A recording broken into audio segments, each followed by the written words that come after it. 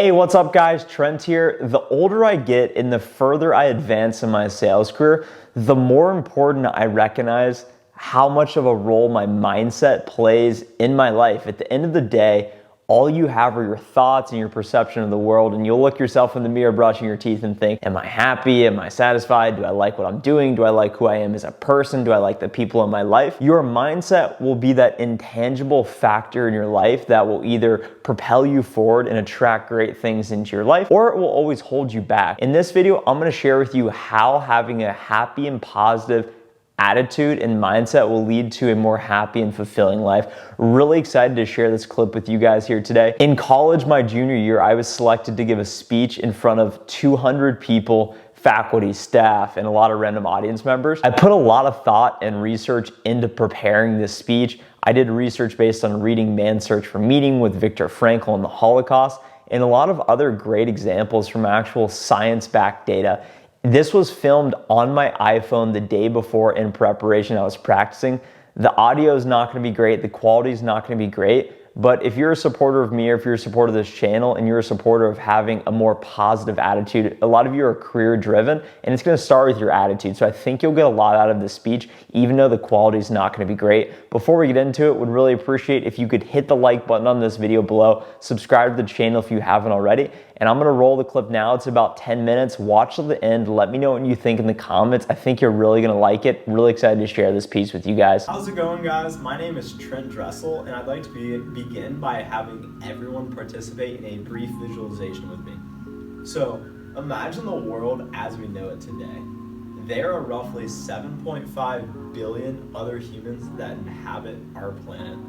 Out of all these people, everyone comes from different socioeconomic backgrounds, different walks of life, different circumstances. The list goes on and on.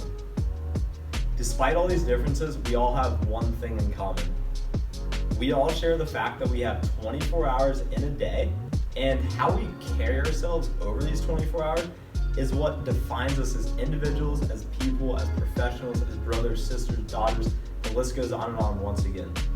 Attitude is everything. So what I'm going to talk to you guys about today is how retaining a positive attitude can lead to a more enriching and fulfilling life.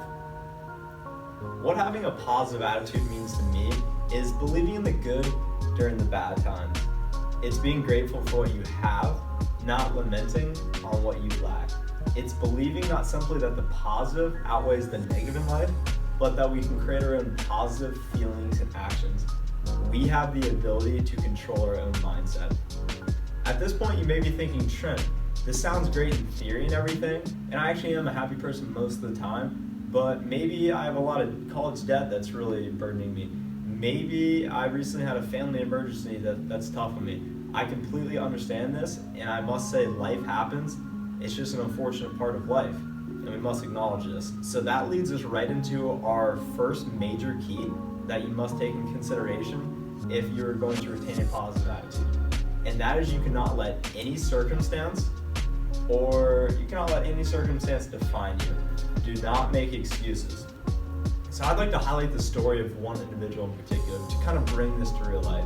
So the man's name is Viktor Frankel.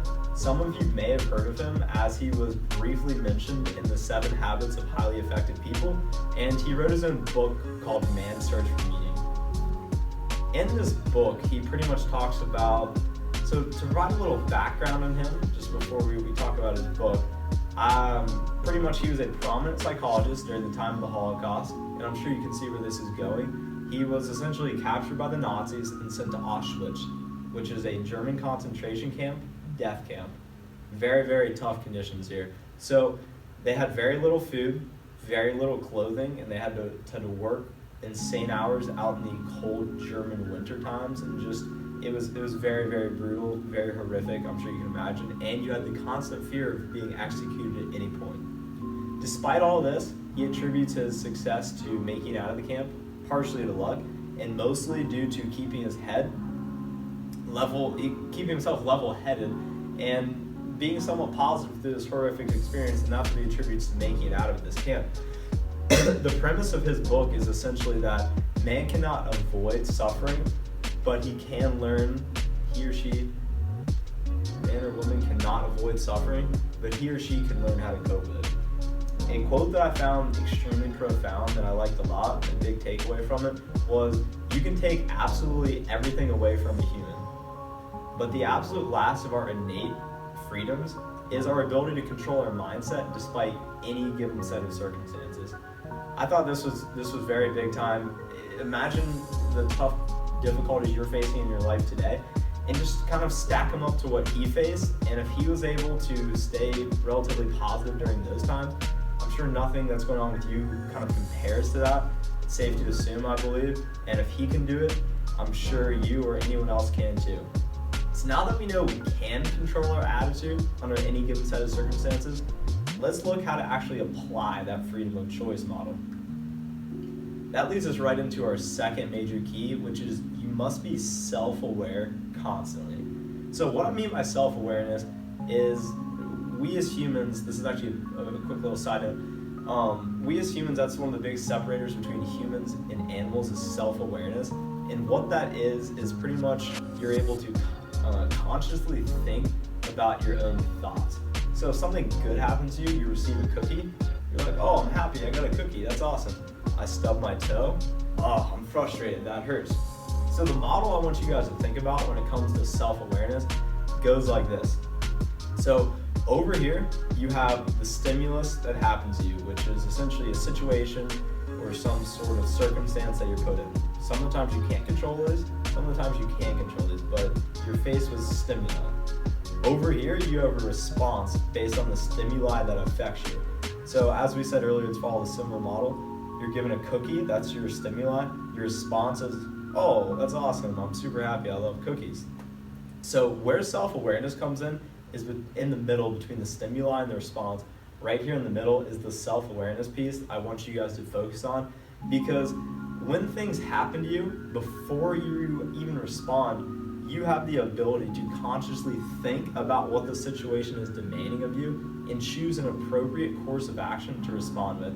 And I highly recommend you choose the positive course when things happen to you. So a quick tip to kind of keep in mind with this is never let anger or any sort of negative emotion or negative event affect your judgment or decision making. Oftentimes we can be clouded by events that we don't feel like are fair that happen to us. And we must ignore this. We must remain level-headed, think about what stimuli just happened, think about the appropriate course of action with the self-awareness piece, and then choose the appropriate response that the situation is asking of us.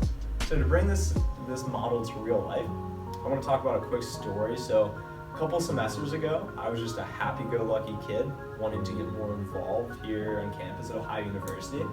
And I came across a statistic that said Shea Sales Center students get 99% job placement. And I thought, wow, that sounds awesome. I'm gonna go out for that. So I wasn't involved in anything at the time. I went out to everything I had to, interviews, etc. And I thought I was a good candidate. And when I got the email, I got declined from the sales center. So I'm sure most of you know rejection is a very tough pill to swallow. So to put it in my model here, so the stimuli that happened to me, I got declined from the Shea. The response I wanted to do was email Rap and say, this is outrageous, what are you doing here? And put a picture of him up on my mirror and punch it every day. That's what I wanted to do. I was feeling sorry for myself at the time and I was angry. But very quickly I realized I must be self-aware, and before I choose a response, I need to choose the positive approach to the situation. So I ended up emailing Dr. Rapp, setting up a meeting, and seeing what I could do better next time. And that led to me being here today. So our third and final major key that we must focus on in order to retain a positive attitude is you must display gratitude on a daily basis. So what gratitude means is pretty much being grateful for what you have, reflecting upon the happy things you have in your life, and just being happy that they're there, and showing appreciation to others. So a recent UC Berkeley study suggests that by simply displaying gratitude for 3 to 5 minutes per day can not only make you happier on a daily basis, but it can also boost your immune system. So it has positive health benefits. So going along with gratitude, a couple of tips I have are just 2 simple words. Say thank you. Things happen to you all the time, all throughout the day. People do things for you. And it's so easy, but so many people just don't do it. Just say thanks. If someone holds a door, thank you. If someone does something for you, thank you. Just show your appreciation, and it's just good for everyone. Secondly, you're often put in situations around other people. You're always working on teams. I'm sure a lot of you have done the cluster and worked in teams in the past. And you don't necessarily love all the people on your team, nor do you agree with all the people you're around. But along with gratitude, you must still show love for everyone you're around. Look for the best in other people, and even if you don't like them, if you still look for the best in them, that best quality will often surface, and you can kind of appreciate them more for that, and it just leads to being happier.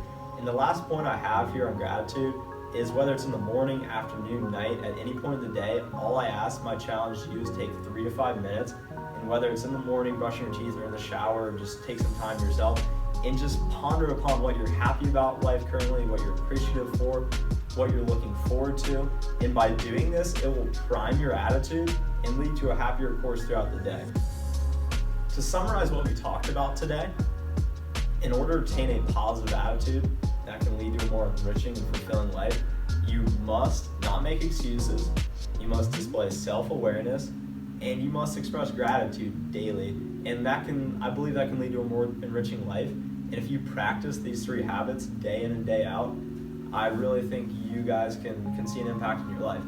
So to lead you with an analogy here of sorts, if you want to get fit and you ask your friend that works out a lot, how do I get fit? They're going to say you have to consistently work out day in and day out, work on the specific areas of your body.